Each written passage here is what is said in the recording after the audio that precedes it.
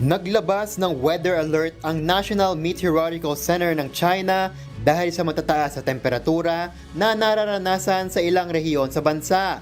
Kasabay nito, ang severe flood warnings naman sa timugang bahagi ng bansa, dulot ng malakas na pag-ulan.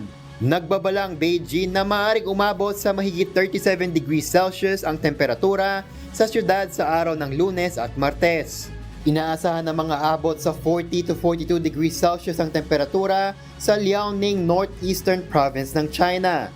Samantala, malakas na pag-ulan naman ang tumama sa Southern Fujian Province sa nakalipas na 7 araw. At inaasahan na magpapatuloy pa ito sa mga susunod na araw at maaaring tumaas ng mahigit sa warning levels ang taas ng tubig sa mga ilog na maaaring magdulot ng mga pagbaha.